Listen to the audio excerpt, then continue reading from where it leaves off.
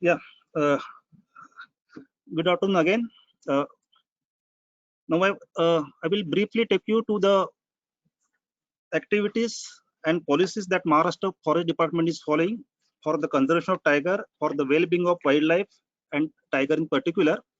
So we call our tiger as Maha Tiger because there is Maha progress, Maha development of conservation efforts in last 12 years or so. Our minister has just told you that we have, and our PCC also just told you that there was threefold increase in tiger number from 2006 onwards, and that is much higher than many of the states and the national figure.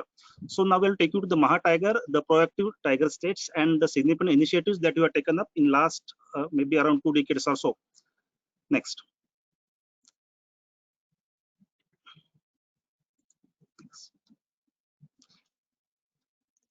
Yeah. This is Maharashtra. Maharashtra has a diverse wildlife, and especially our tigers are located in eastern part of Maharashtra, that is Vidarbha region. We got 5 tiger reserves in Vidarbha and 1 in the western part of Maharashtra. So we are representing both western landscape as well as central Indian landscapes. And rest of the Maharashtra got lots of other wildlife. And this is a connectivity map. Is very, again, it's very important. Next.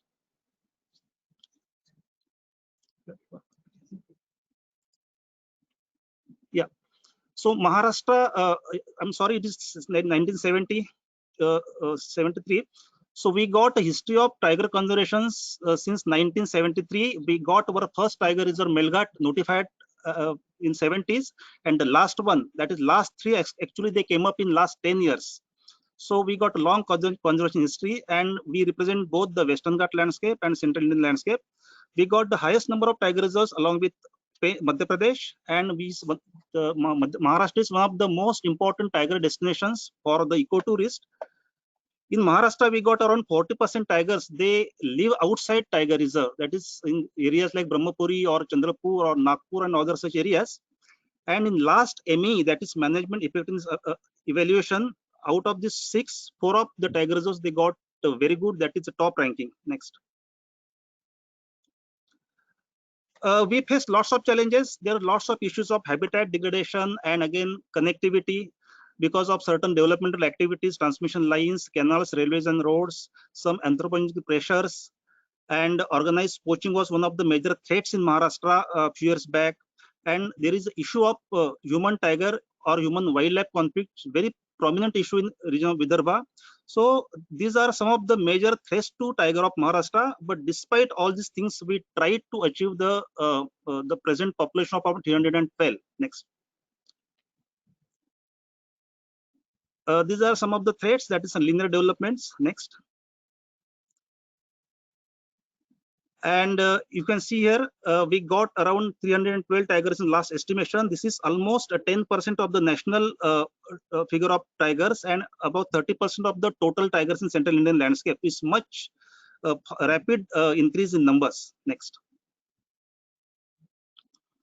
But this was not a easy road. This was not a easy success. We had to fight a lot. Our people have to toil a lot. There were lots of issues. There were forest staff. They were attacked. They had to suffer burns while fighting the fires. There were lots of other issues with our foresters, but they fought very bravely. They did all their jobs very systematically, professionally. Next.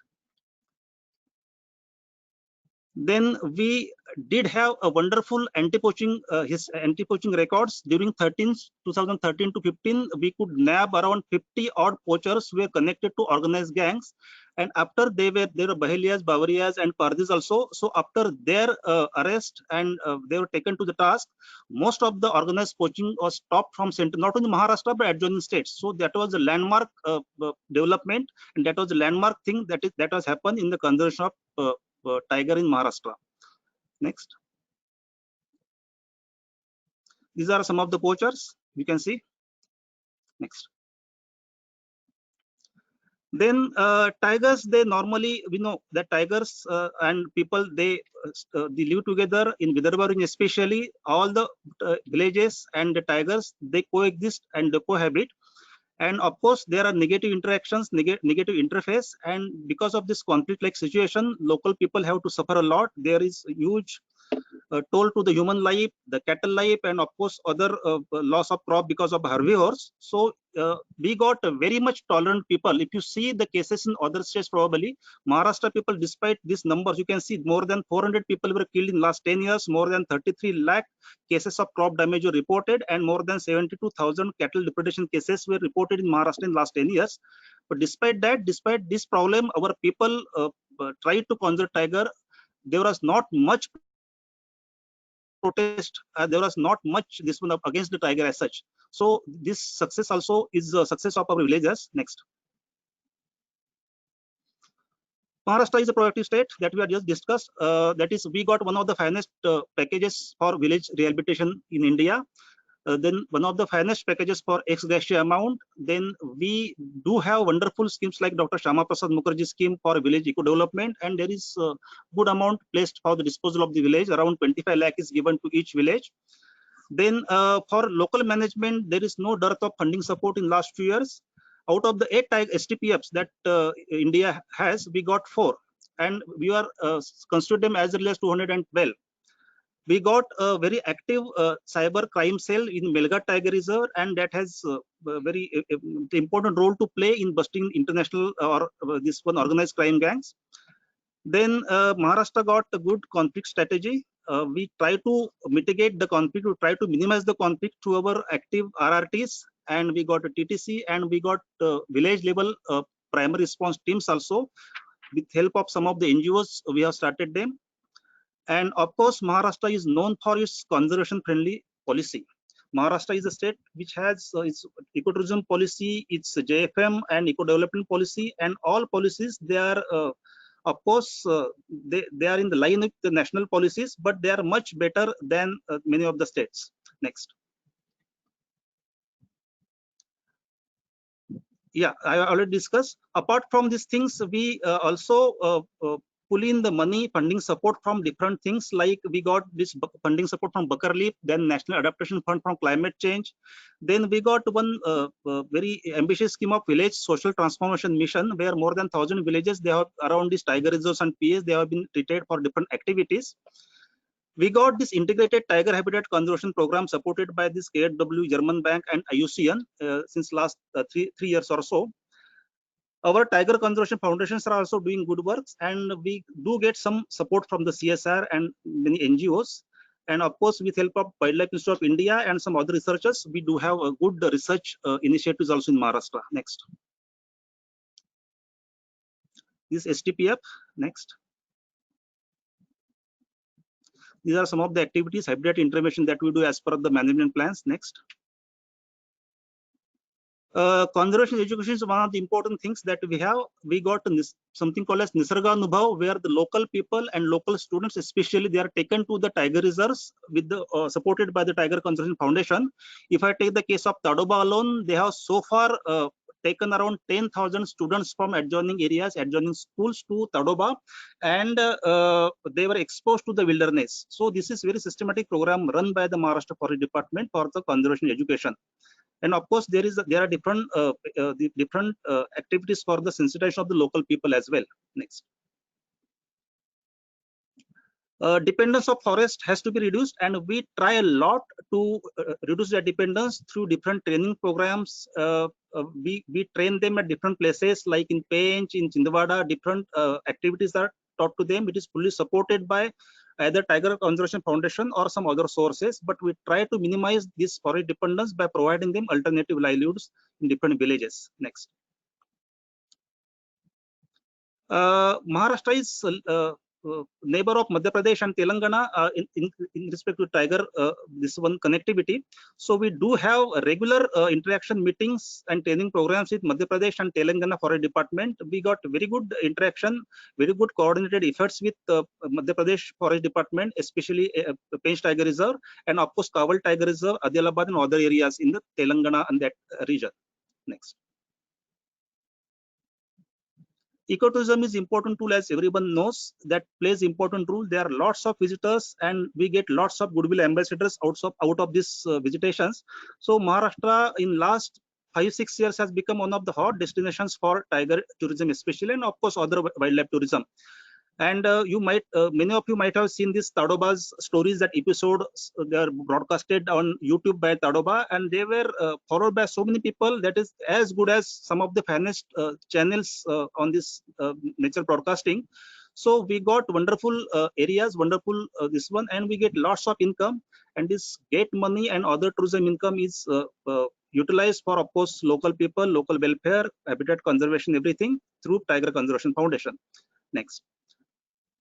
So Maharashtra got this Tadoba, Pench, Tipeshwar. These are the hot destinations for tiger tourism, and of course Melghat has very diversified ecotourism activities there. Apart from tiger tourism, there are so many other activities. Sahyadri is known for its Western Ghat landscape, beautiful landscape, and of course I already told you about Nisarga Nuba. That is also run by all the tiger reserves. Next. In Maharashtra, we got our own ecotourism policy, which is complementing or complementary to the NTCA guidelines of 2012.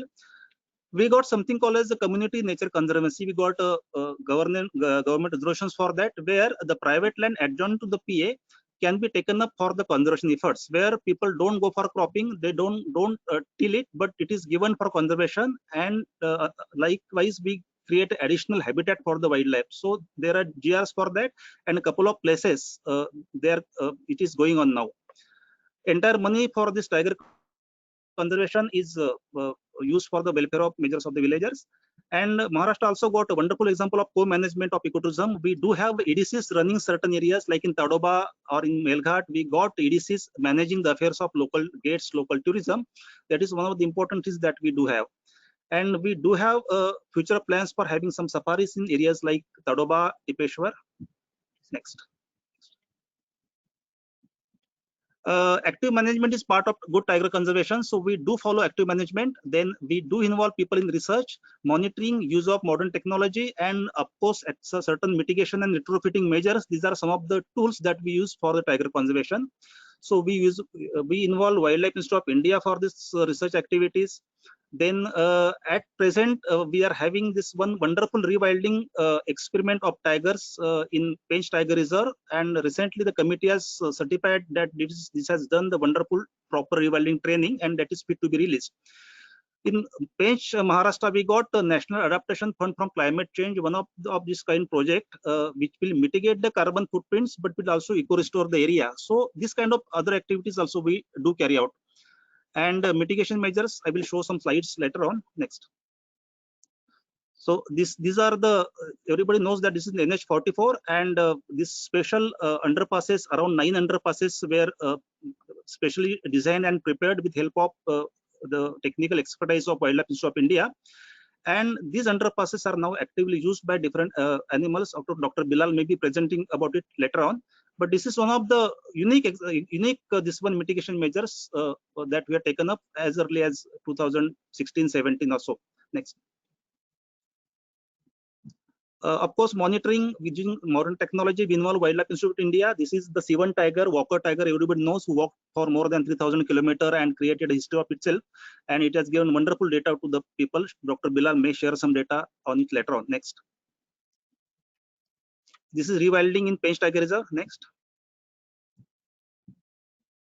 NFCC project, where habitat change will be there after a few years. Next.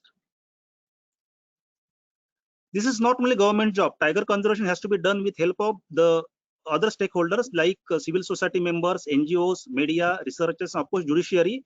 We are lucky enough to have a wonderful judiciary here. They are very, very active, very sensitive to the problems in wildlife, and maybe the Supreme Court, maybe high courts in Maharashtra, or maybe NGT. So they are very sensitive, and we got wonderful orders passed in support of the wildlife.